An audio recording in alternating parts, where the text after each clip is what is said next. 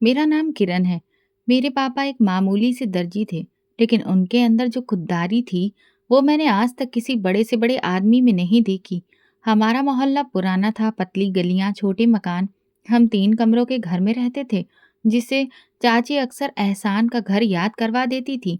अगर हम नहीं होते तो तुम लोग सड़क पर होते, वो बार बार कहती थी। मैंने बचपन से उनकी बातों में जहर भरा देखा है, पर पापा कभी भी जवाब नहीं देते थे।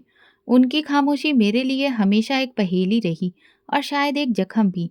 पापा सुबह सिलाई मशीन के पास बैठ जाते। एक छोटा सा कमरा उनकी वर्कशॉप था। वहां पर धागे की महक, कतरनों का ढेर और पापा के पसीने की खुशबू बसी हुई थी। कपड़े सिलते जाते और साथ साथ भगवान का नाम भी लेते जाते। वो हमेशा प्रार्थना करते, मेरी बेटी बहुत आगे जाए।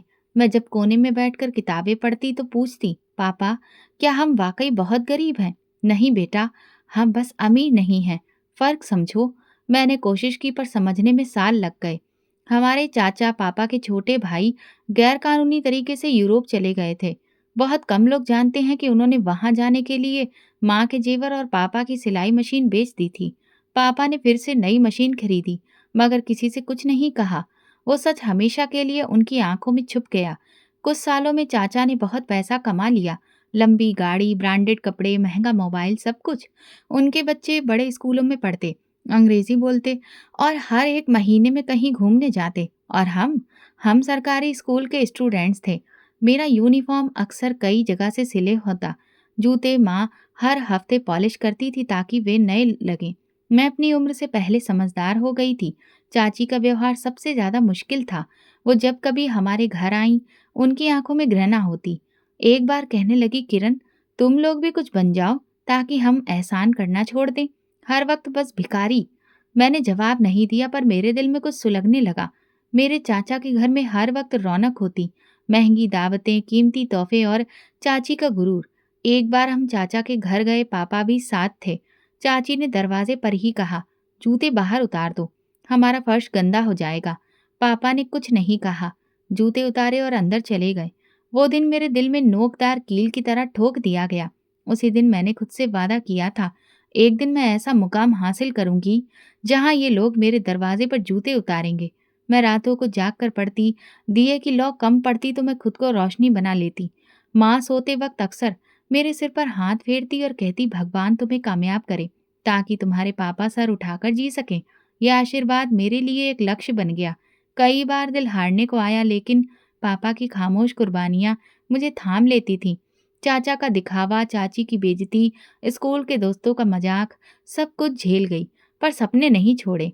माँ की सबसे बड़ी परेशानी बिजली का बिल नहीं होता था, बल्कि चाची के ताने होते थे, अपने बच्चों को संभालो, हर वक्त हमारे बच्चों की चीजों पर नजर रखते हैं, तुम लोग भिखारी हो, भिखारी ही रहोगे। चाची ने एक दिन पापा के सामने कहा, जब मैं और मेरी छोटी बहन उनके बच्चों के साथ बैठकर टीवी देख रहे थे। पापा ने सर झुका लिया। मैंने तुरंत बहन का हाथ पकड़ा और वहां से उठ गई। मैं समझ गई थी कि ये हमारे लिए जगह नहीं, न दिल में, न घर में। पापा हर त्योहार पर चाची के घर कुछ न कुछ देकर आते, कभी फल, कभी सिले हुए कपड़े। मैंने एक बार पूछा, पापा, जब वो लोग हमें बेइज्जत करते हैं तो फिर आप वहां क्यों जाते हैं? पापा ने कहा, रिश्ते पैसे से नहीं, फर्ज से निभाए जाते हैं। फर्ज, ये शब्द मेरे लिए उस उम्र में बहुत बड़ा था, लेकिन इसका मतलब मैं हर दिन सीख रही थी।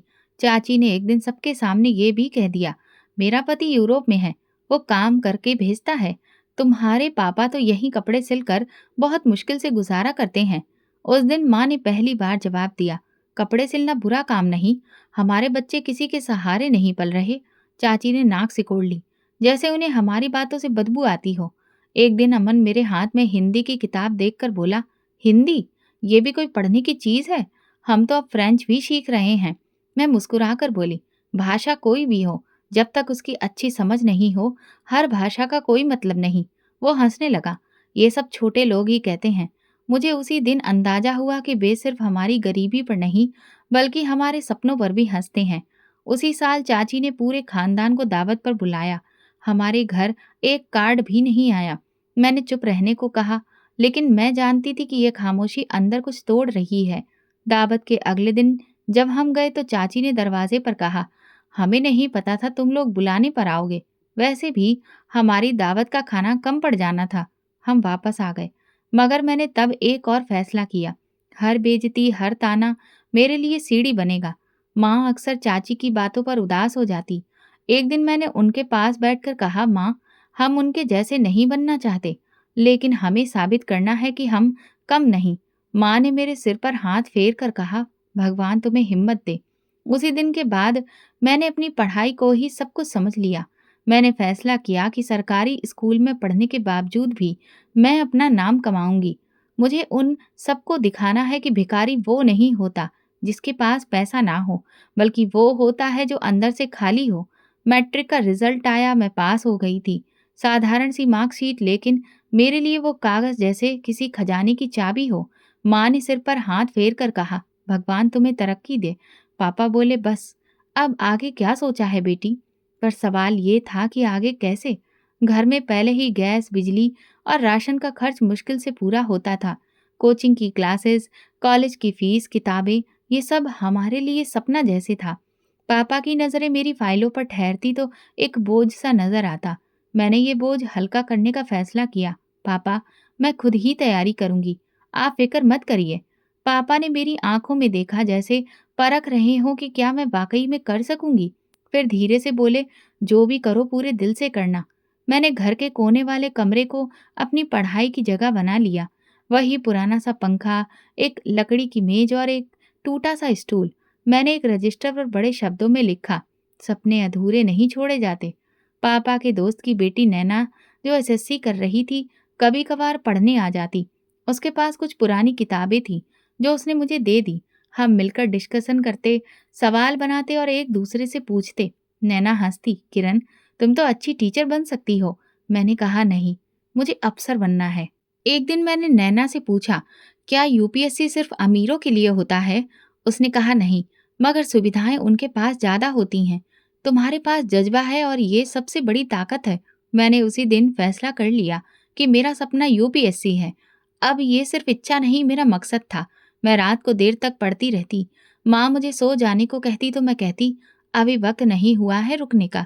चाची को जब पता चला कि मैं पढ़ाई जारी रख रही हूँ तो उन्होंने फिर से एक तीर फेंका, भिखारी लोग अफसर बनने के सपने ना देखा करें, नींद हराम हो जाती है। इस बार मैं चुप नहीं रही। मैंने कहा, सपने वही देखता है जो जागता है, सोते हुए सिर्फ साए आते हैं। चाची कुछ लम्हे खामोश हो गई, लेकिन उनकी नजरों में हंसी छुपी हुई थी। मुझे मालूम था वो हंस रही हैं, मगर वक्त आएगा जब यही हंसी शर्मिंदगी में बदलेगी।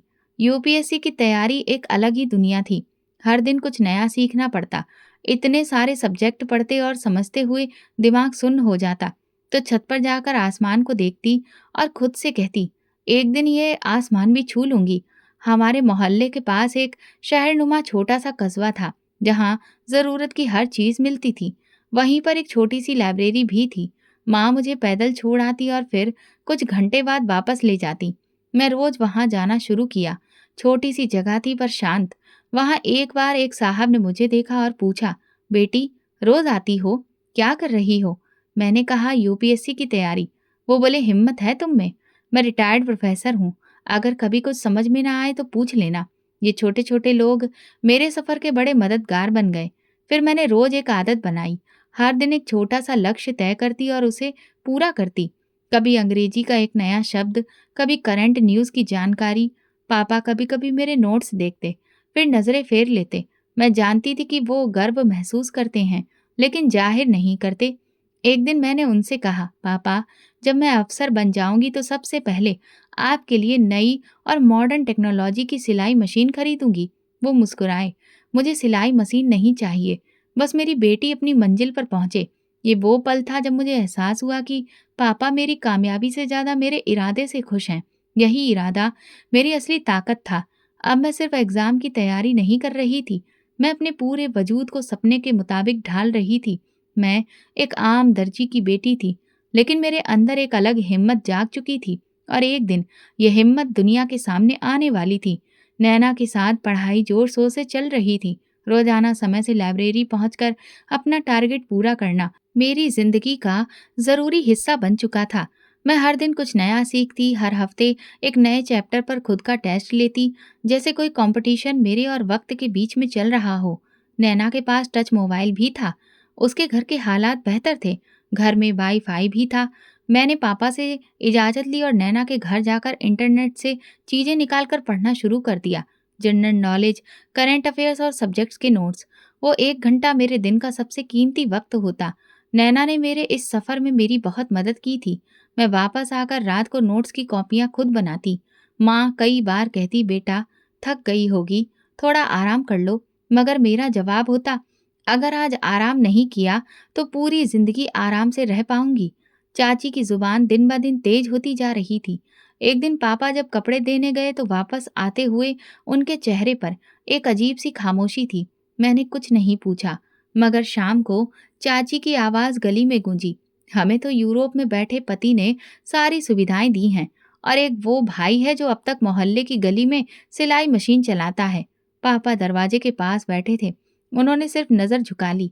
मैं चुप रही, पर दिल में कुछ और झुकने की बजाय उठ खड़ी हुई। मैं अब ये सब सहने वाली नहीं थी। एक दिन चाचा की बेटी माधुरी मेरे पास आई और बोली, माँ कह रही थी कि तुम किताबें लेकर लाइब्रेरी जाती हो। वहां क्या करती हो? कोई काम धंधा क्यों नहीं कर लेती?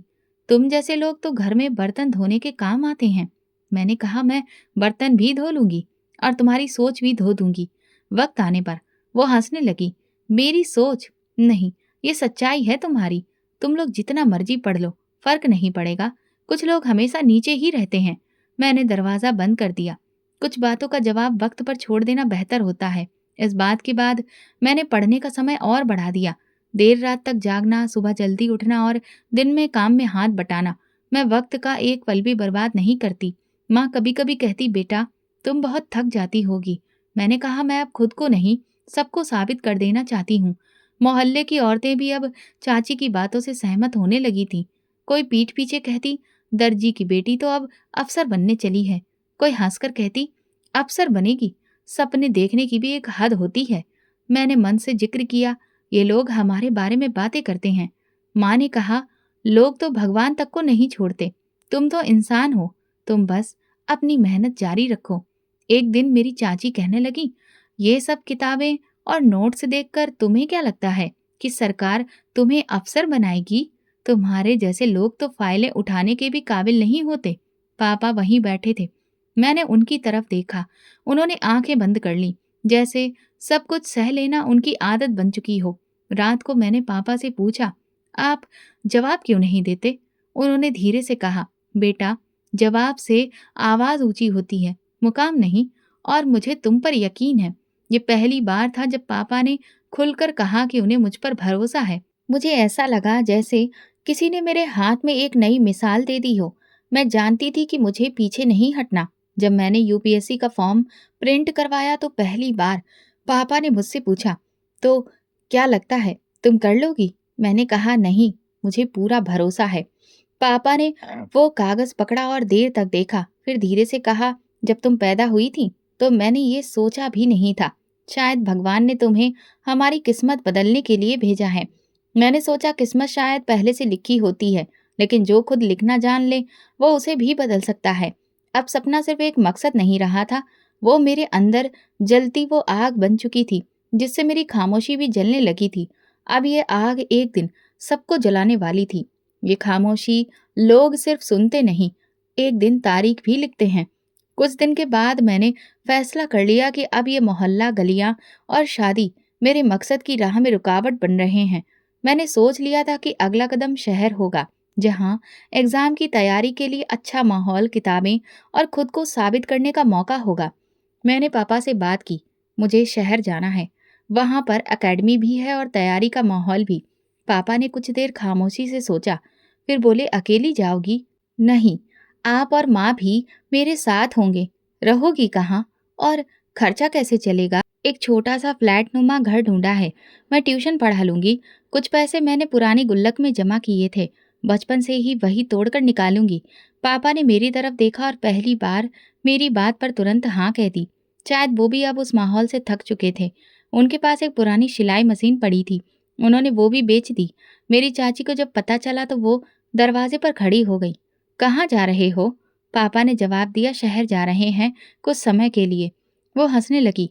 क्या करोगे? शायद जाकर कोई सिफारिश है या बस सपनों के पीछे भागने जा रहे हो?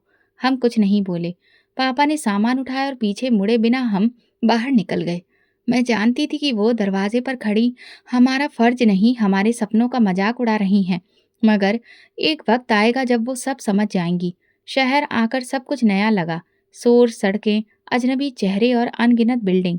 हमने कमरे का छोटा सा फ्लैट किराए पर लिया, जिसकी छत लीक करती थी, बाथरूम का नल टपकता था, मगर वहाँ वो घुटन नहीं थी जो पुराने मोहल्ले में थी। मैंने पास में ही एक एकेडमी में एडमिशन लिया, जहाँ शाम को क्लासेस होती थी। दिन में एक मोहल्ले में बच्चों को ट्यूशन पढ़ाने लगी। कभी कभार 1 घंटे के लिए किसी लाइब्रेरी में बैठ जाती। मेरी दुनिया सिमट गई थी, लेकिन मेरा मकसद वही फैल कर बड़ा होता जा रहा था। पहले हफ्ते के बाद नैना ने कॉल की। कहाँ हो? सब पूछ रहे हैं। तुमने बताया भी नहीं। मैंने कहा, नैना अभी कुछ भी पक्का नहीं है।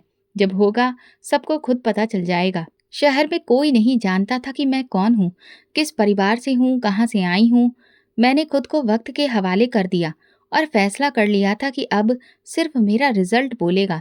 पढ़ाई का माहौल वाकई अलग था। यहाँ लोग सिर्फ नंबरों के पीछे नहीं थे, वे मुकाबले में थे। जुबान, दिमाग, भरोसा, हिम्मत, सब कुछ नापा जाता था। मैंने महसूस किया कि यहाँ सिर्फ मेहनत काफ़ी नहीं, खुद को साबित भी करना पड़ता है। अकेडमी में मेरी मुलाकात एक लड़की माही से हुई। वो एक बड़े अफसर की बेटी थी, लेकिन मददगार। हम दोनों ने मिलकर ग्रुप स्टडी शुरू कर दी। एक दिन मैंने कहा, तुम्हें ये सब कुछ हासिल है तो फिर भी इतनी मेहनत क्यों कर रही हो? वो हंसकर बोली, क्योंकि मुकाबला सिफारिश से नहीं, तैयारी से जीता जाता है। माही ने मेरे नोट्स देखे तो बोली, तुम तो प्रोफेशनल तरीके से पढ़ रही हो। लगता है तुम खुद किसी एकेडमी की टीचर हो। मैंने कहा, नहीं, बस पढ़ना सीख लिया है। मैंने माँ और पापा के लिए एक रूटीन बनाया। सुबह नाश्ता खुद बनाती, उनके लिए दवाई लाती और शाम को कभी कभार पार्क भी ले जाती। माँ अक्सर कहती, शहर तुम्हें बदल तो नहीं देगा? मैं कहती, नहीं माँ, ये शहर मुझे वो बना रहा है जो मैं बचपन से बनना चाहती थी। एक दिन पापा बाहर बैठे थे, अपनी सिलाई मशीन ठीक कर रहे थे। मैंने पूछा, पापा, यहाँ किसके लिए कपड़े सिल रहे हैं? उन्होंने कहा, मोहल्ले की एक आंटी ने कहा है कि उनके घर में शादी है और सिलाई वाला वक्त पर काम नहीं कर रहा। सोचा कुछ हाथ में आ जाएगा। मैं मुस्कुराकर कहा, बस अब थोड़ा और वक्त है, फिर आप सिर्फ सिलाई नहीं, फक्र का काम करेंगे। मेरे कमरे की दीवार पर एक बड़ा सा नक्शा चिपका था, इंडिया का। मैं हर राज्य को अलग से मार्क करती, वहाँ की पॉलिटिक्स, इकोनॉमी, सब कुछ जानने की कोशिश करती। कभी कभार माँ कहती, इतनी किताबें, इतनी बातें, सब तुम्हारे दिमाग में कैसे आ जाती हैं? मैं कहती, मेरे अंदर बहुत जगह है माँ, बस कामयाबी आने की देर है। मोहल्ले वालों में किसी को भी नहीं पता था कि हम कहाँ गए। वो जो हर वक्त कुछ ना कुछ पूछते थे, अब सिर्फ खामोशी से तरह तरह के कयास लगाते। नैना ने एक बार कॉल करके कहा, तुम्हारी चाची ने सबको बताया कि तुम्हारे पापा ने कर्ज की वजह से ये मोहल्ला छोड़ा और शहर चले गए। मैंने कहा, सही कहा उन्होंने, बस कर्ज पैसों का नहीं, इज्जत का है, और मैं वो उतारने गई हूँ। अब मेरा दिन पढ़ाई, ट्यूशन और खुद को बेहतर बनाने में गुजरता। अपने माँ और पापा की आंखों में मैं वो सुकून देखती जो बरसों से गया था। शहर में रहते हुए 6 महीने हो चुके थे। तैयारी की रफ्तार बेहतर हो रही थी और पापा और माँ भी नए माहौल से कुछ हद तक कंफर्टेबल हो चुके थे। मोहल्ले में 2-3 औरतों ने पापा को मामूली काम देना शुरू किया था और मेरी ट्यूशन से घर का खर्च निकलने लगा। सुकून था, मगर एक दिन ऐसा आया कि सारा सुकून जैसे किसी आवाज के बिना बिखर गया। उसी दिन सुबह मैं नोट्स पूरे कर रही थी जब पापा को एक फोन आया। नंबर देखकर उनकी आंखों में हल्की सी हैरत दिखी। ये मुकेश का नंबर है। सालों बाद मेरे भाई को याद आया है। मुकेश यानी मेरे चाचा। फोन पर 2 मिनट की बात हुई, बस सिर हिलाना और अच्छा, बधाई हो जैसी बातें। फोन रखकर पापा चुप हो गए। मैंने कहा, क्या हुआ? उन्होंने कहा, अमन असिस्टेंट कमिश्नर बन गया है। इसी खुशी में आज दावत है, पूरे खानदान को बुलाया है। मैंने तुरंत पूछा, और हमें? पापा ने नजरें चुराते हुए कहा, नहीं, हमें नहीं बुलाया। शायद हम परिवार की गिनती में नहीं आते। कमरे में खामोशी छा गई। लेकिन उस दिन कुछ बदला था। पापा के चेहरे पर वो हमेशा वाली संजीदगी नहीं थी। खालीपन था, जैसे कोई दरवाज़ा बंद हुआ हो। शाम को जब माँ खाने के लिए बुलाने आई, तो पापा आंगन में खामोश बैठे आसमान देख रहे थे। मैंने आवाज़ दी, "खाना ठंडा हो रहा है।" उन्होंने धीरे से कहा, "अमन को बचपन में मैं पढ़ने के लिए पहला बैग दिलाया था। मुकेश तो तब देश से बाहर जाने की तैयारी में लगा था। माधुरी के दाखिले के वक्त भी पैसे कम पड़े थे, तब भी मैंने अपने सारे खर्चे छोड़कर उनका काम पहले पूरा किया। शायद मुझे उनसे कोई उम्मीद नहीं रखनी चाहिए थी। मैंने उनके पास बैठकर कहा, पापा, आपने जो किया वो आपका फर्ज का हिस्सा था। उनके नीचे जमीन की कीमत आप क्यों अदा कर रहे हैं?" उन्होंने धीरे से कहा, "बेटी, रिश्ते निभाते रहो, चाहे दूसरा पहचाने या ना पहचाने। बस कभी कभी दिल तक थक जाता है।" अगले दिन दावत की तस्वीरें सोशल मीडिया पर आने लगी। अमन सूट में, गले में फूलों का हार डाले, बैकग्राउंड में बड़े से बैनर पर वेलकम असिस्टेंट कमिश्नर अमन सर लिखा था। परिवार के सब लोग थे, मेरे ताऊ, फूफा, सारे कजिन्स, जिन्हें सालों से मैंने कभी किसी प्रोग्राम में भी नहीं देखा था। बस वहाँ हम नहीं थे। नैना ने मैसेज किया, "तुम्हें नहीं बुलाया? सब बात कर रहे थे तुम्हारे बारे में।" मैंने जवाब नहीं दिया। हम सिर्फ कामयाबी की दावत में नहीं आते, हम वक्त आने पर अपनी कहानी लेकर आते हैं। उस रात मैं देर तक जागती रही। बर्तन धोते वक्त माँ बार बार हाथ रगड़ती जा रही थी, जैसे कुछ मिटाने की कोशिश कर रही हो। मैं पास जाकर बोली, "क्या हुआ माँ?" "कुछ नहीं, बस सोच रही हूँ, अगर हम होते तो क्या बिगाड़ लेते। एक प्लेट खाने से किसी की इज्जत कम तो नहीं होती, मगर उनकी इज्जत शायद छोटी पड़ जाती।" मैंने उनके हाथ से बर्तन ले लिए। "माँ, एक दिन ऐसा आएगा जब ये सब लोग हमारे दरवाजे पर आएंगे, बिना दावत के।" पापा ने एक हफ्ते तक कोई बात नहीं की, ना चाचा के बारे में, ना अमन के। बस रोज सिलाई करते और शाम को चाय के साथ अखबार पढ़ते। मैंने महसूस किया वो खबरें कम और खुद को ज्यादा पढ़ रहे थे। एक दिन मैंने उनके सामने अखबार रखकर पूछा, "पापा, अगर मैं इस अखबार में एक दिन अपनी तस्वीर के साथ खबर बन जाऊं तो कैसा लगेगा?" उन्होंने कुछ देर मेरी तरफ देखा, फिर धीरे से बोले, "तब मैं ये अखबार हमेशा संभाल कर रखूंगा, पूरी जिंदगी भर के लिए। ये मेरे हिस्से की खुशी मेरे पास सुरक्षित रहेगी।" मैं जानती थी अब ये मेरे एग्जाम का वक्त है, सिर्फ यूपीएससी का नहीं, बल्कि हर उस जख्म को मरहम बनाने का भी, जो अमन की कामयाबी और हमारी बेइज्जती ने दिया था। एक हफ्ते बाद मैं अकादमी से वापस आ रही थी। रास्ते में मुझे अमन और मेरी चाची की आवाज़ सुनाई दी। वो मार्केट में खड़े किसी से बात कर रहे थे। "हमारे परिवार में कोई भी मुकाबला नहीं कर सकता अब तो। सब लोगों को गांव में समझ जाना चाहिए कि हम कहाँ पर खड़े हैं।" मेरे कदम रुक गए। मैंने खुद को संभाला और आगे बढ़ गई। उनकी बातें उनके इरादे को साफ बता रही थी। मैंने दिल में सोचा, मुकाबला यही है, वक्त और गुरूर के बीच में। दावत के कई दिन गुजर चुके थे, लेकिन घर में खामोशी थी। पापा उदास थे। वो पहले जैसे नहीं रहे। काम करते करते अक्सर रुक जाते, जैसे कुछ याद आ रहा हो। अखबार पढ़ते वक्त कभी पन्ने पलटना भूल जाते। माँ ने एक दिन मुझे पुकारा, "पापा, कुछ बदले बदले लगते हैं, पहले जैसे बात भी नहीं करते।" मैंने कहा, "मैं जानती हूँ माँ, वो दावत वाला जख्म हल्का नहीं हुआ। मैंने तय कर लिया, अगर दोबारा किसी प्रोग्राम में हमारा नाम नहीं आया तो इस बार हम खुद जाएंगे। इस बार मैं तमाशा नहीं बनूंगी।" मैं अपने कमरे में आकर किताबें समेटने लगी। सब कुछ बदल गया था। वही नोट्स, वही कलम। अब उनकी अहमियत बदल चुकी थी। अब ये पढ़ाई कामयाबी का रास्ता नहीं, बदले का जरिया बन चुकी थी। बदला किसी इंसान से नहीं, बल्कि उस सोच से जो सालों से हमारी इज्जत को रौंदती जा रही है। मेरी लगन अब और बढ़ रही थी।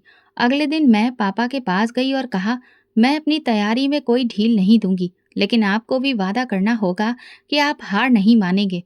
उन्होंने मेरी तरफ देखा और बोले, "मैं बस थक गया हूँ, हारा नहीं हूँ।" "ठीक है पापा, तो अब मेरी बारी। आप आराम करें और मुझे आगे बढ़ने दें।" उसी दिन मैंने अपना रूटीन बदला। सिलेबस को हटाकर ज़मीन में गहराई लानी शुरू की। रोज नई खबरें पढ़ने का वक्त तय किया। मेरा ध्यान अब कामयाबी के नंबर नहीं, बल्कि उस मुकाम के सम्मान पर था। माँ ही, जो अकेडमी में मेरा साथ देती थी, एक दिन बोली, "तुम्हारे चेहरे पर कुछ बदल गया है, तुम पहले से ज़्यादा गंभीर हो गई हो।" मैंने कहा, "पढ़ाई अब मेरे लिए जाती हो गई है।" वक्त ऐसे ही गुजरता गया। फिर मेरे यूपीएससी के पेपर्स का वक्त आया। मैंने हर पेपर की तैयारी दिन रात मेहनत से की। मेरे पास वापसी का अब कोई रास्ता ही नहीं था, और ना ही गुंजाइश।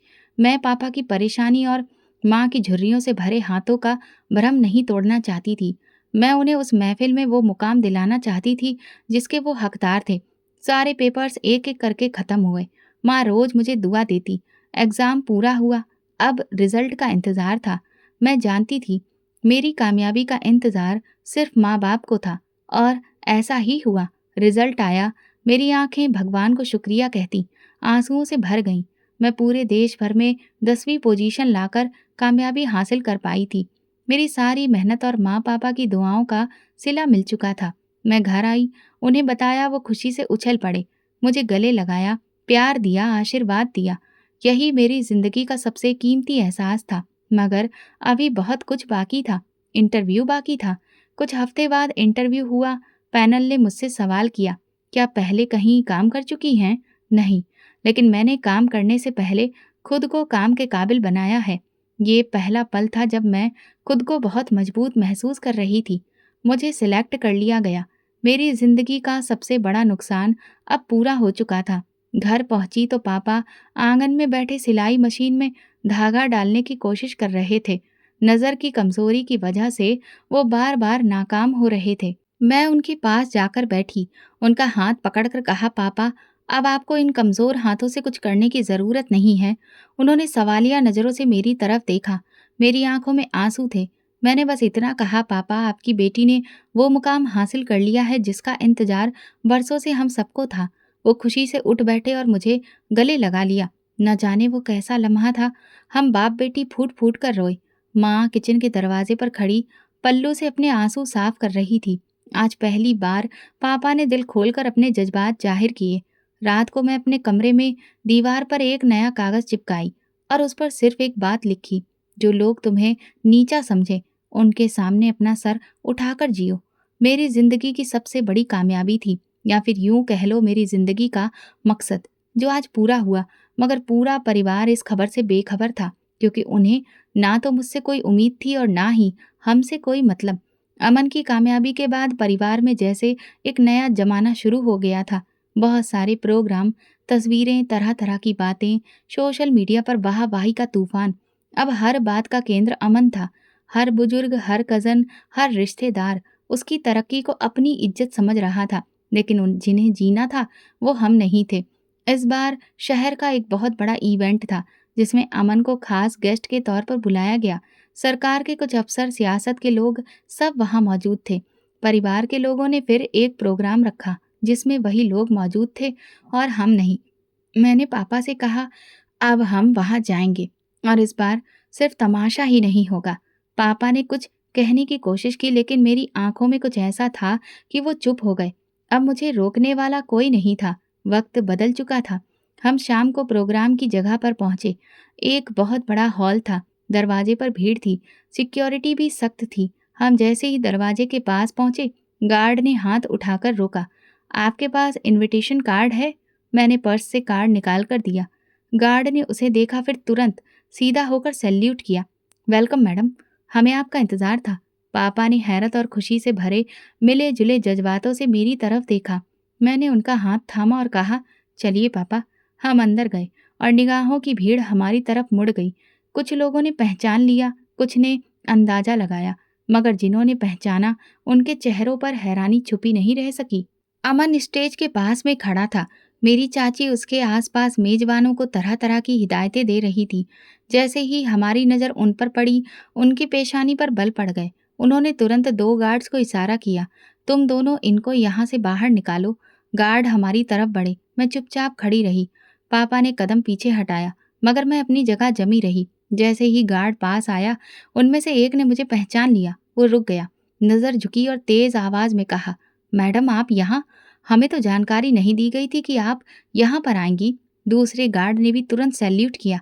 हमें आपका स्वागत करने के लिए कहा गया था मैडम। Deputy commissioner. अमन के चेहरे का रंग उड़ गया। मेरी चाची का मुंह खुला का खुला रह गया। पूरा हॉल जैसे सांस लेना भूल गया। जो लम्हा उनके लिए मामूली समझा गया था, वो हमारे लिए पहचान का धमाका बन चुका था। ये क्या बकवास है? सिक्योरिटी ऑफिसर ने गंभीर लहजे में कहा, सर, ये कमिश्नर मैडम है। हमें उनकी सुरक्षा के इंस्ट्रक्शंस मिले हैं। खानदान के बुजुर्गों ने नजरें नीचे कर ली। दूसरी तरफ कजन्स की निगाहें बार बार मुझ पर और फिर अमन पर जा रही थी। एक कजन ने हल्के से कहा, ये वही किरण है ना? अमन ने आगे बढ़कर मेरी तरफ देखा। तुम? तुमने तो बताया ही नहीं कि तुम। मैंने पहली बार मुस्कुराकर कहा। कभी मौका ही नहीं मिला। मेरी चाची ने तुरंत ताना कसा। ये सब झूठ है।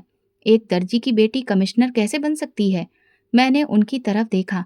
आपको शायद यकीन ना हो, लेकिन सरकार को काबिलियत पर यकीन होता है, ना कि खानदान वालों की सोच पर। पापा की आंखों में नमी थी, मगर इस बार वो फक्र से उठी हुई थी। वो बार बार मेरी तरफ देख रहे थे, जैसे यकीन करने की कोशिश कर रहे हो कि ये उनकी ही बेटी है। एक उम्र के जख्म एक लम्हे की पहचान में भर गए थे। अमन ने हाथ जोड़ने की कोशिश की। अगर ये सब सच है तो तुमने पहले क्यों नहीं बताया? मैंने कहा, क्योंकि जब पहचान खुद बोलती है तो फिर उसके इंट्रोडक्शन की जरूरत नहीं रहती। पूरे हॉल में अब बातें हो रही थी। कोई कह रहा था, ऐसी तो कभी नजर ही नहीं आती थी, और अब कमिश्नर। कोई हैरत में था। यही वो रमेश है ना, जिन्हें दावत में कभी बुलाया नहीं गया? मेरी चाची पापा की तरफ देखकर कहने लगी, भैया, हमसे गलती हो गई। हम नहीं जानते थे कि आपकी बेटी। पापा ने उनकी बात काट दी। आपने कभी जानने की कोशिश ही नहीं की। मुझे अंदाजा हो चुका था। अब ये खेल सिर्फ खानदान के बड़े बड़े प्रोग्राम का नहीं रहा था। अब ये एक सामाजिक मंजर बन चुका था।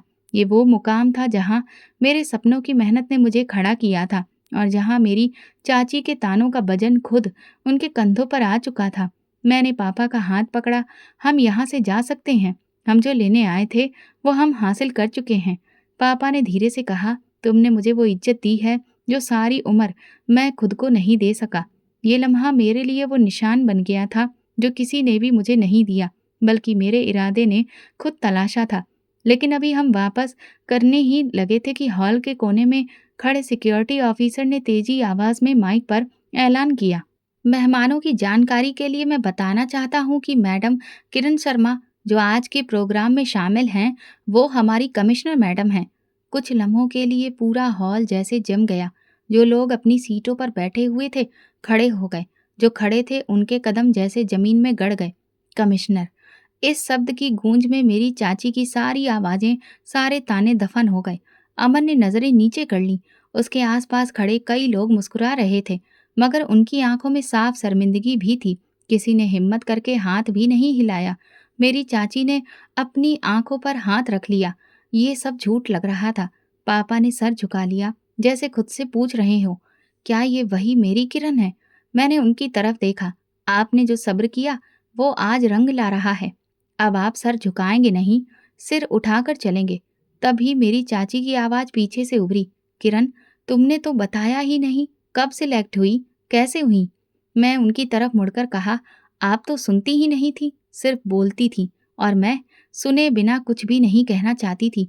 हॉल के अंदर वही मेजबान जो पहले अमन के आसपास घूम रहे थे, अब आकर मुझसे बात करने लगे। किसी ने इंट्रोडक्शन करवाया, किसी ने मेरे अंडर काम करने की ख्वाहिश जताई। अमन किनारे पर खड़ा एक हारे हुए सिपाही की तरह सिर्फ देख रहा था।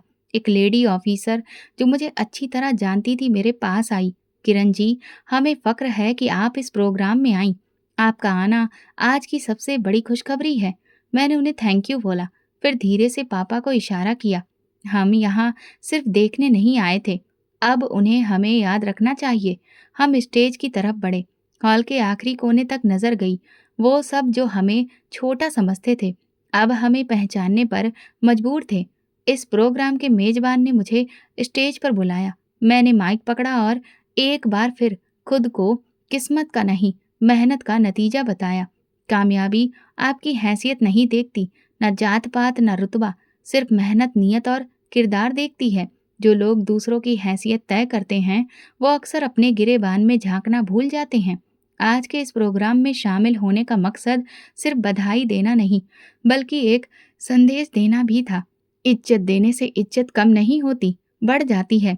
तालियां बजीं, मगर मेरी चाची के चेहरे पर वही हार थी जो बरसों की जातियों का हिसाब मांग रही थी।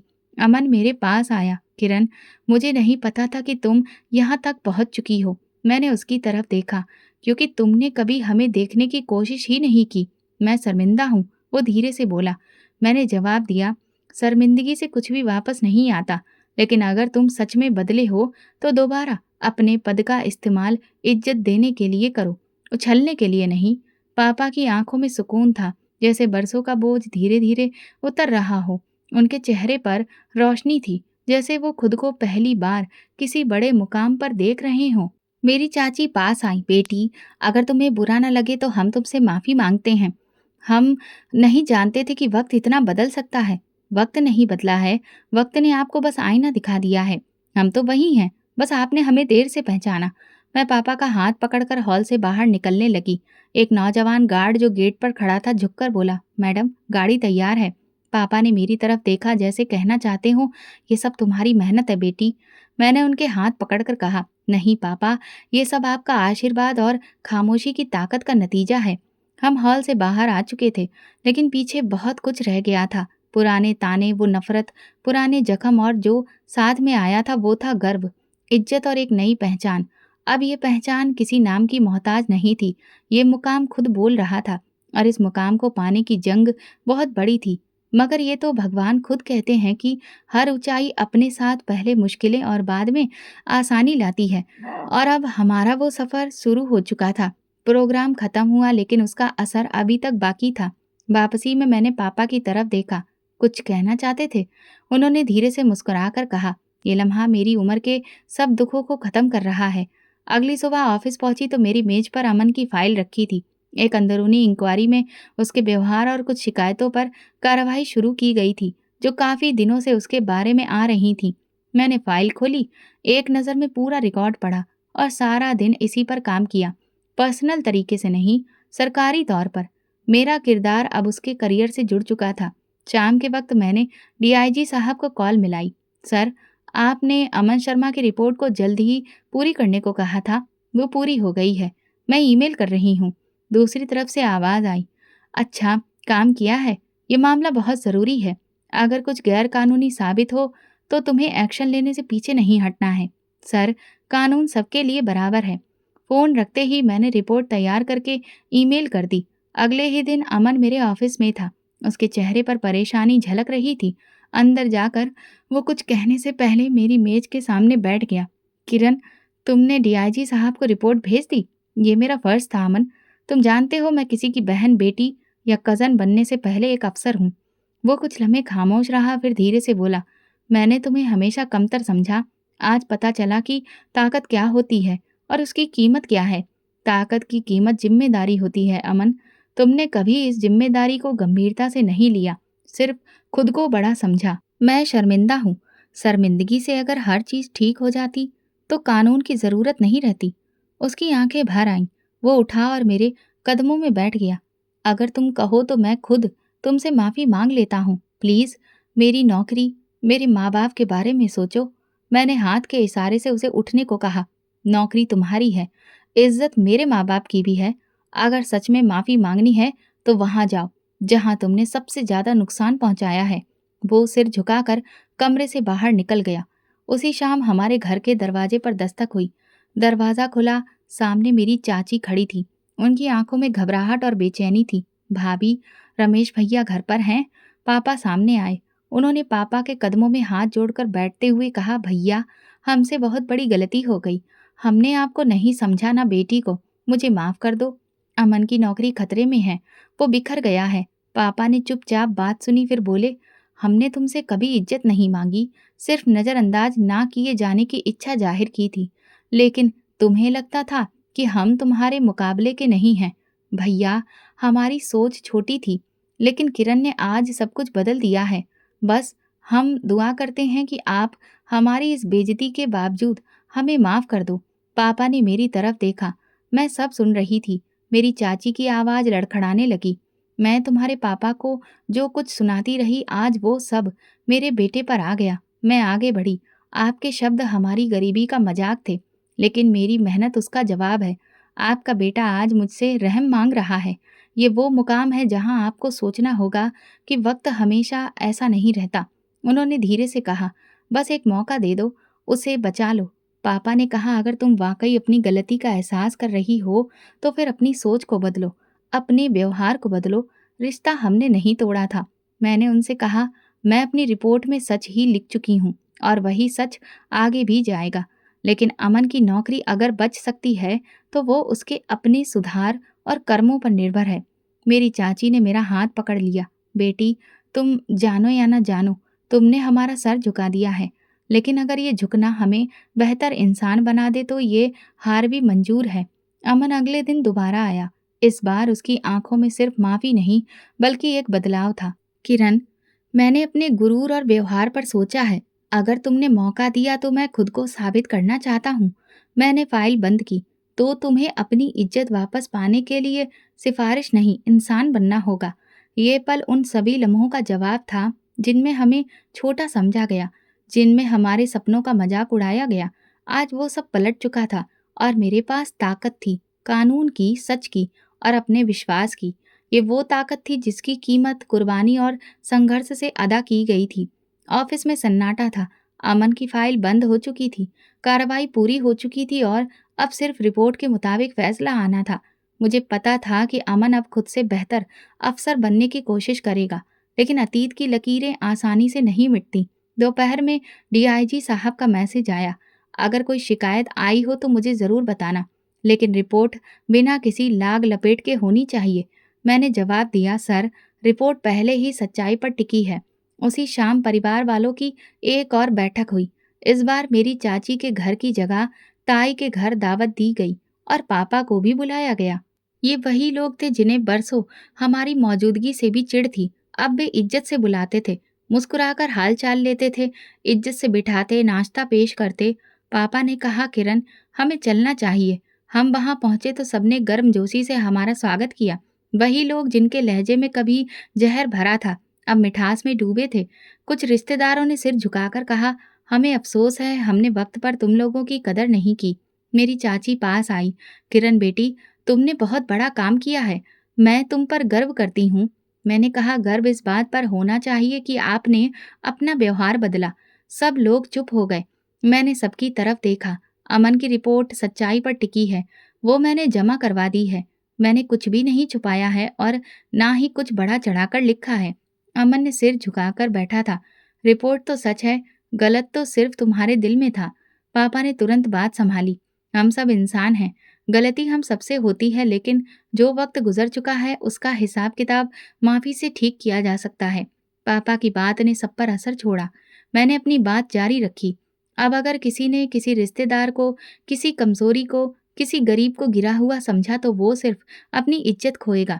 मैं इस परिवार का हिस्सा हूँ, लेकिन अब मैं एक सरकारी अफसर भी हूँ।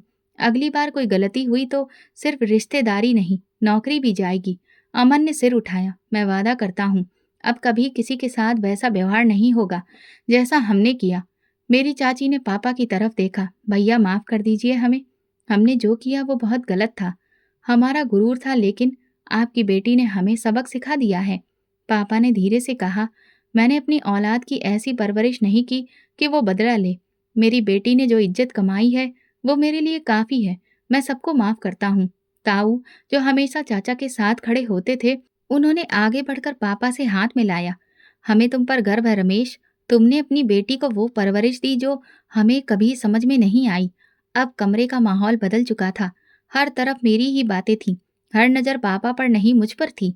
मैंने कहा, ये कामयाबी मेरी नहीं, मेरे पापा की हिम्मत का नतीजा है। गरीबी कोई गुनाह नहीं होती, मगर घमंड करना जरूर होता है। ये बात कहकर मैं बाहर आई और सोचने लगी। अब वो दर्जी जो बरसों तक दरवाजे पर खड़े खड़े सुनता रहा, इज्जत से सर उठाकर अंदर आया था, और मैं अब सिर्फ किसी की बेटी नहीं, अपनी पहचान की मालकिन बन चुकी थी। अब हर दावत में हमारा नाम पहले दर्जे पर होता, हर प्रोग्राम में हमें खास इज्जत दी जाती। लेकिन मेरे अंदर वही जज्बा कायम रहा। अगर कभी मेरे किसी फैसले से किसी गरीब का सिर झुका तो मेरा कुर्सी पर बैठना बेकार है। उस दिन के बाद पापा जब भी अपनी पुरानी सिलाई मशीन को देखते, कहते, ये मशीन तो पुरानी हो गई, लेकिन इस पर बैठने वाले की बेटी अब इस देश की उम्मीद है। और मैं उनसे कहती, नहीं पापा, यही तो मेरे इरादों को मजबूत करने वाली पहली ईंट थी। तो दोस्तों, अगर आपको हमारी कहानी पसंद आई हो तो कमेंट करके ज़रूर बताएं। वीडियो को लाइक करें और ज़्यादा से ज़्यादा शेयर करें। अगर आप चैनल पर नए हैं तो सब्सक्राइब जरूर करें और नोटिफिकेशन बेल दबाएं ताकि अगली अपडेट सबसे पहले आपको मिले। धन्यवाद।